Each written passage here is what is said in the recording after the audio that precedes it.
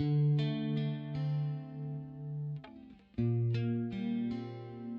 the mornings, Bill would leave early and I'd drive down to William Cannon and I-35 and wait for him, and he'd pick me up because it was quicker to get back on the highway and go down. And we'd drive to San Antonio in the morning early. We were always at the office by 6:30. Driving to San Antonio and back, it was those quiet moments at 5 o'clock in the morning. We were listening to J. Vernon McGee singularly. He was the one on the radio at the time. And I don't know what time you were leaving Leander to make that happen, but it was 4 o'clock. It was real early. And then we would not, 5 o'clock, we wouldn't stop then because we were hoping the phone would ring, and there wasn't a lot of ringing going on. And then we'd drive back and start over again. This meeting for this setting that we have right now, we're sitting in the Conroe House of Prayer. And I'm very thankful to God that 30 years ago, however it started, which is still a mystery to me, something started that built quite a company over the 30 years. Divine intervention. Divine intervention. So I'm happy to be here. As I think back, the success for the 30 years to me is good, but it's not what grips me. It's not what excites me. What excites me is the next 30 years. So the prayer through this video is for that word from God and that understanding that we can glean from that as to what do we do now with this gift we've been given, because that's what we were given is a gift of a business. I always envision it. I believe that a lot of folks, they come in every day and they're looking at what is there. They're looking at leadership from the top down and leadership that's directly in front of them, and they're saying, are you going to take me somewhere? Can I get somewhere with you? And I think that's what I was kind of clear about 30 years ago is I said, Bill's going somewhere. So I can get behind that because there's a good chance I'll end up somewhere too if he's going there.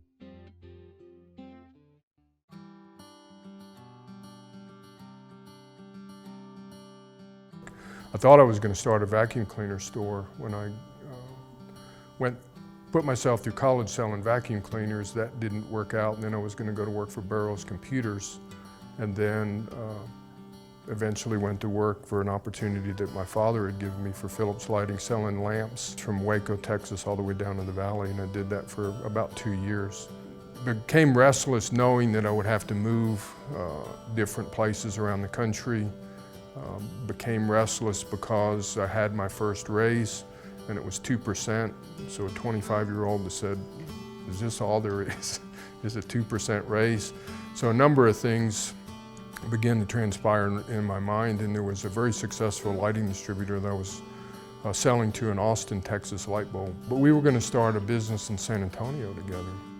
I remember specifically Bill sitting in a chair in our bedroom at our house in Leander, and he said, I think I'm going to take this opportunity that I've been given to start this business down in San Antonio. He had worked for Phillips, and he said, I see a gap in the market where the customer doesn't know why he needs certain lighting applications, and I think I would like to educate them. And then Jim Little, a key, very key person, deserves enormous amount of credit. Divine intervention, he and I were talking. Jim Little was a manufacturer's rep, so we traveled in the same circles. And I told him what I was going to do with Texas light bulb, but I wasn't comfortable with doing that. And he said, go talk to Lee Temple. So I knew Lee, so I called Lee up and said, Jim Little said I should call you. And he says, why? And I said, he tells me that you help people start a business. I knew you were looking at going to Texas light bulb, and I really didn't think they were going to give you the leeway that I could do, because I wasn't going to get in your hair at all. It's pretty much you're going to do what you're going to do with my deal. We went through the discussion and told him what I was getting ready to do and what I wanted to potentially do. And he said, how much money do you think you need? And I said, $50,000. Don't know why I said that, but in the back of my mind I said, well, I've got to have some kind of salary, some kind of inventory. Probably need a little to get us by. And so I just blurted out $50,000, and he said, let me talk to my mom and I'll call you tomorrow. And his mother his father had since passed away, but his mother was still involved. So tomorrow came and he said, I talked to my mom and she said okay. So that was significant.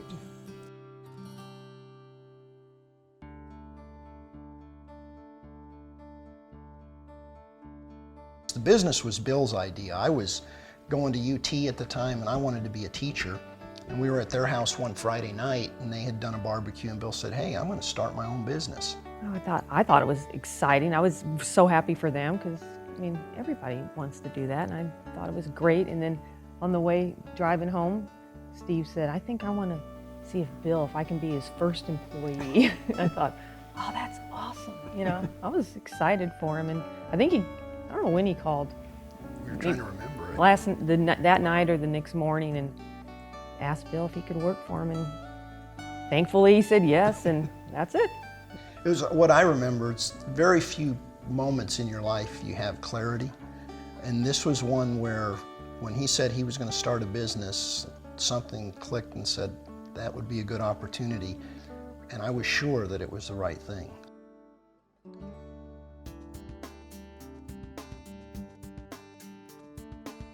There was an article that I read one time that said 75% of entrepreneurs that are successful have no plan.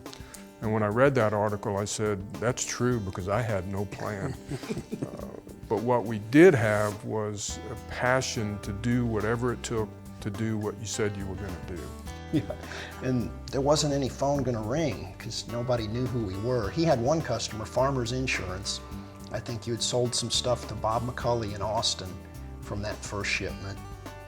And so October 1 we began, and he was out calling, and I used to go through the phone book and look for anything that had more than one location in the yellow pages. And if it had more than one location, I would call them and ask them who bought their lamps and could we come out and talk to them. And I'd make appointments for Bill to go see these people because he could sell them. We were young, so the beatings weren't felt. And, the fun that Steve brought on made it all go away. So we had a lot of fun, and thank God for my wife. She didn't nag me or didn't say, why are you never home? And none of that. We just were working, so I'm sure in her own quiet self, she was probably praying and said, I hope this works. We didn't realize they were tough times. We thought they were great times. We had a lot of fun, and maybe because we were so young, and none of our families had that much anyway. We didn't really know what we were missing out on, and we just knew that we had hardworking husbands that just were so dedicated to get up at 4 a.m. to get to San Antonio and then not get home till 8 o'clock at night every day without complaining was quite a testimony to us.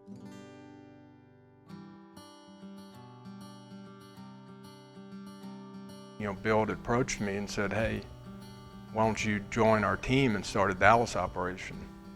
And I thought about that for a while, talked to Patty about it, and she was highly concerned.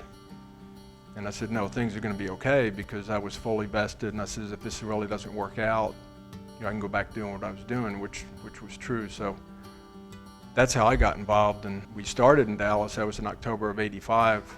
We leased a 3,500 square foot facility. Bill and Steve drove up with my first company vehicle, it was a shiny white van. And that original office, we had designed it to where it had a shower, a pull-out couch, and a TV, because the thought back then was we had to save travel expenses. And you know, that was never used. Few people know this, but I'm married to Steve Burns' sister, and she brought me to Austin, Texas. And I was selling bookkeeping service, cold calling, like 20 calls a day, and it was wearing me out really bad. And I remember I sat down, I prayed, I said, this isn't working for me. You know, I was a top sales guy, but it was Is that killing me. divine intervention? I know, it shows up all throughout this conversation. And Steve, he knew my dilemma, and he said, hey, we've got this thing going on. Me and my friend Bill, we've got this business going, and why don't you come by and talk to Bill? And that's how I ended up. And I'll never forget my first week. I rode in the car with Bill to San Antonio, and You know, Bill had these aviator glasses on, and his hair was kind of long. Is what I remember anyway. I don't know if it was true, but and he was giving me his vision of the position that I was going to fill. I mean, computers really weren't big at that time, but it was for the right guy, you know, an organized guy, a guy who had good administrative skills. Could be a huge opportunity, and it turned out to be a huge opportunity. But And you turned out to be that guy. yeah, wow, that was amazing. And those trips to San Antonio with Bill were fun, and I remember I learned a lot from Bill. I've always said he's my mentor as well, so it was a lot of excitement back in those days. So.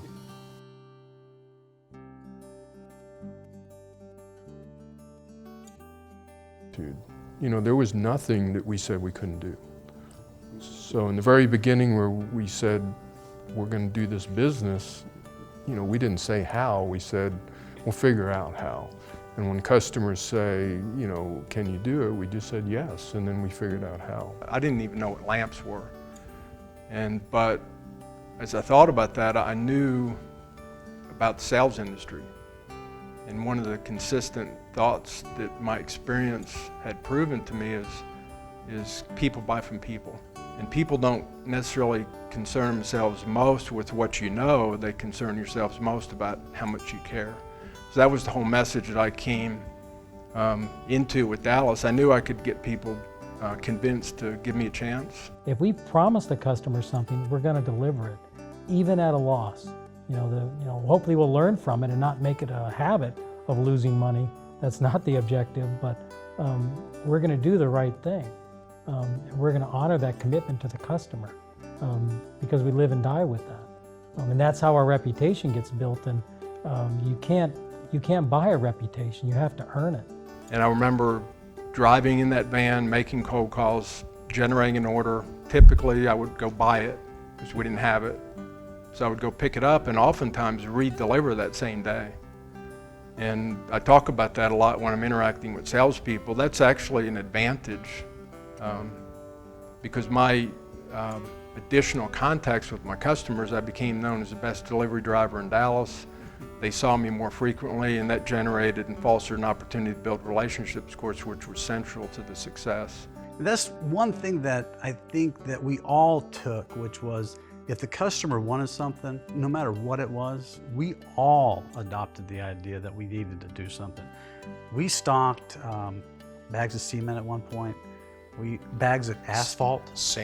Sand, we've had sand, just because a customer said, they asked for can you keep a couple bags of sand or a couple bags of asphalt? You know, get those big bags of asphalt at Home Depot. We would do it. I mean, it wasn't our forte at all, but And we delivered it too. And we delivered it. And what happened is you start getting connected to the customer base, and once you do that, then everything else follows.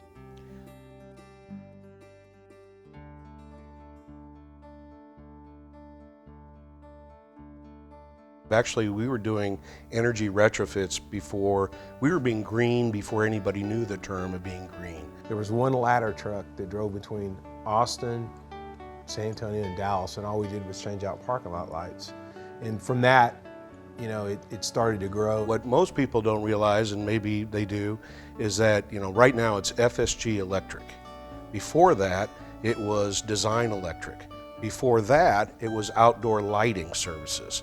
Before that, it was ZZ Top Electric. And that was because that was Bill and Steve's favorite band at the time. And so unofficially, I should say, we didn't have any paper, but we just all knew it as ZZ Top Electric. And so we'd go out there and sell it during the day, and then ZZ Top Electric would go and install it at night. Everything where we're at right now is because customers asked, you do this so well over here, could you do this? We said, you know, we have to do more than just sell light bulbs. We have to do service. We have to install it, we have to change the ballast, and just anything to add to the margin of our company to pay the bills. So the ability that we said, you know what, we can do this, and then, you know, the market says you can't, I'll cut off your supply chain, and you can't do that, but we said, yes, we can. I looked at the file and said, well, what does this guy do? He sells light bulbs. And we've got $200,000 out to a guy who sells light bulbs. That just can't be a business. So what do you need, Bill? And he said, well, I really need you to double that line of credit. I really need about $800,000. I said, great, what for? He goes, well, I have another idea.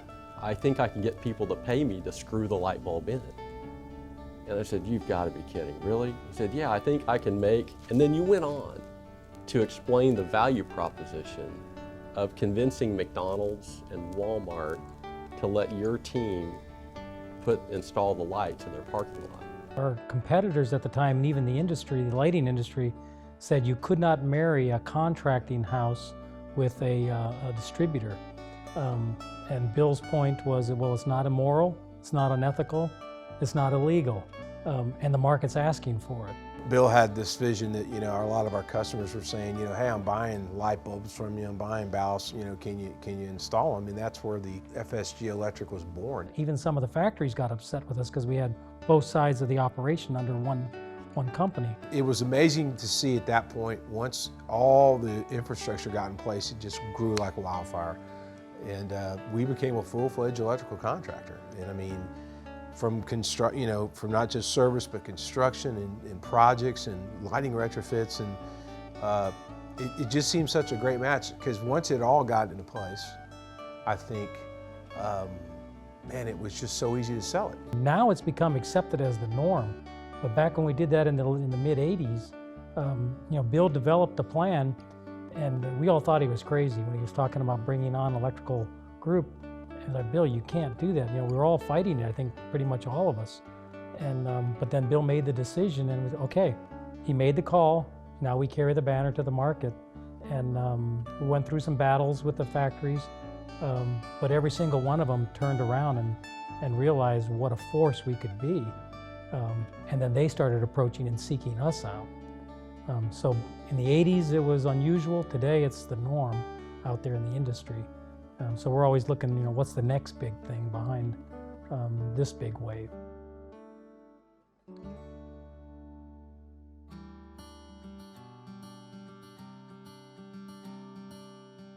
One of our missions is to provide unlimited opportunity.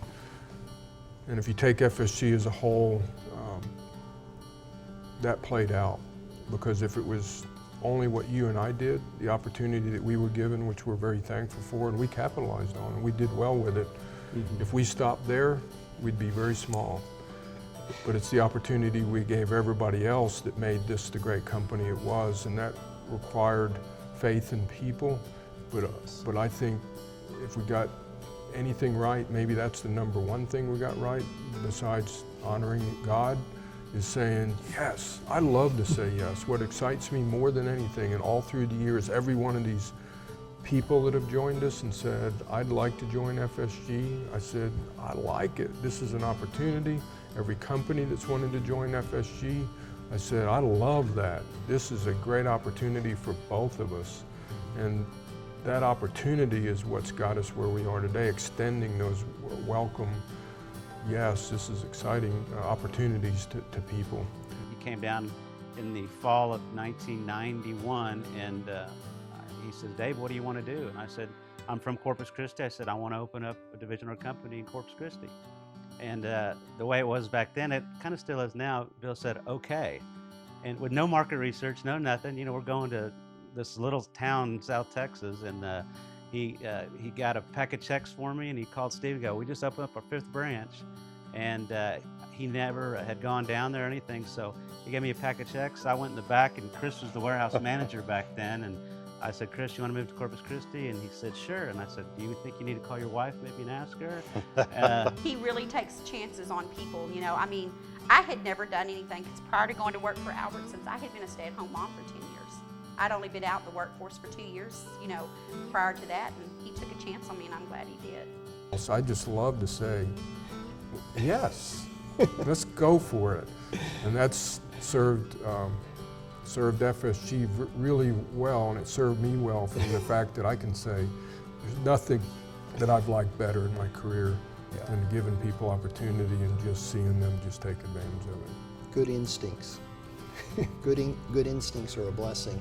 And I think you get good instincts when you have sound principles underneath them. So good things present themselves, and it becomes easier to say yes to them because they line up with the principles that kind of are embedded in you. Are you saying I can be wrong sometimes? Yes, because we're human, right? Well, I say I don't care. Right.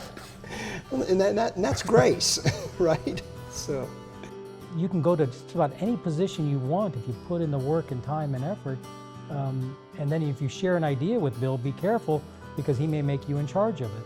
So when I started in '87, I literally started on the very, well, it was as ground as it got at the time as far as floors went. You know, I came on as a delivery driver, so when I wasn't delivering, I literally cleaned the bathrooms and, you know, stocked shelves and that kind of thing. And Steve had asked me in my interview actually what I eventually wanted to do, and I told him I want to be branch manager one day.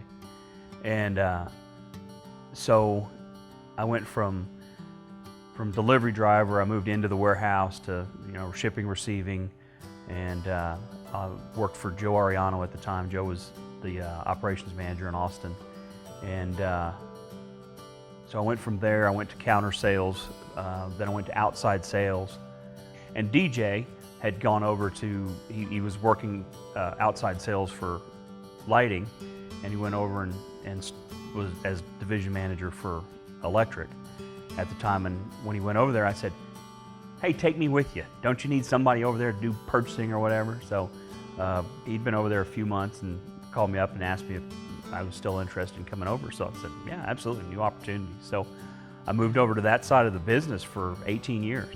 Worked for Hank for several years, and then when Hank moved down to become a salesman at lighting, I took over as service manager and did that for 11 or 12 years. And then about 3 years ago, I had the opportunity, thanks to Mr. Gilbert, to come back over as division manager on the lighting side. So it's been, I've worn, you know, a lot of hats, and so I've never regretted a minute of it. It has been an absolute blessing in my life and for my family. It seems like every time you turn around, we're introducing something new, and it takes other people to do that. So there are opportunities to continue to grow with this company, to maybe become a branch manager of another city. You know, it's all there. I think that's the coolest part about it. You know, when Chris and I started, we were apprentices.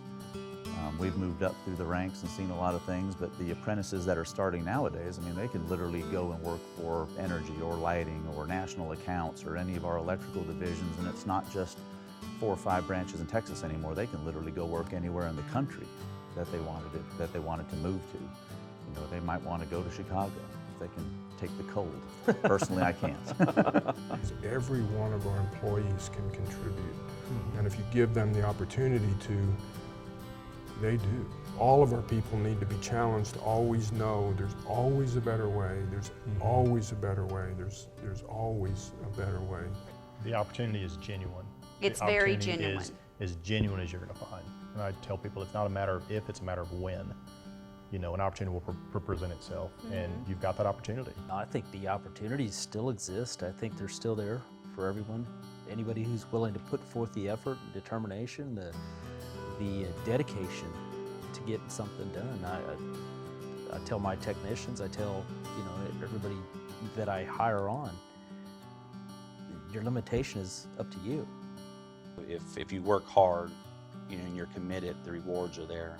You know, the old saying, be careful what you wish for because you just might get it. So if you're accepting, handle the responsibility, you're going to get the opportunity, you know, in this company. Bill's been very generous about that. There's been a lot of success stories of people being promoted within and getting the opportunity now to be, you know, at management levels in the company. So we like to say yes, we like to take risks, and most of all, we like to see people have their dreams come true.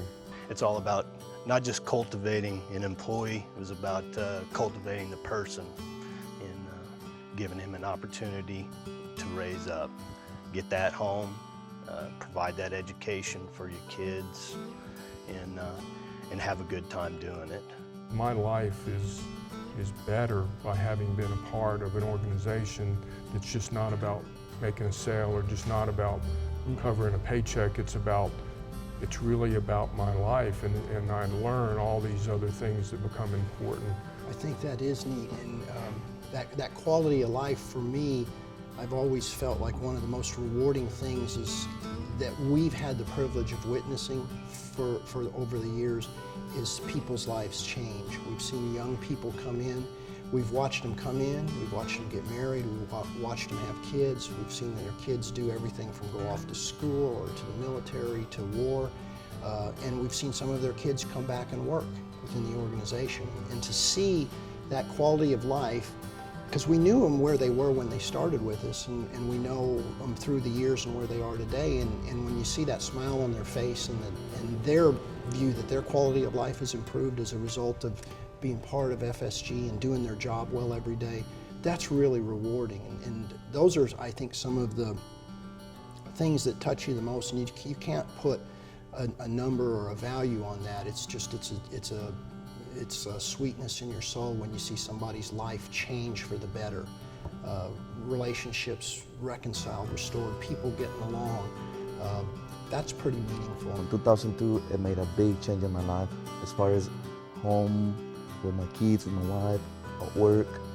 I became a total different person, and to me, I think in a good way, to improve as a husband with my, with my children, as a dad, and FSG as an employee. I love FSG.